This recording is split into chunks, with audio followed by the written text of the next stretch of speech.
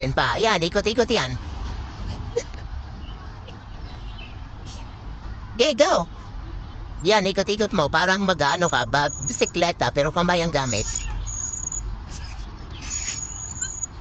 Go, go. Yan naman siya ay ano, pang upper body warm-up. Warm up daw.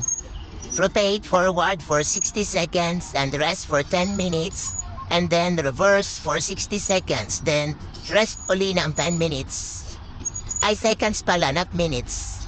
And 60 seconds. Then rotate forward. Oo. Yan, si Angel Baby.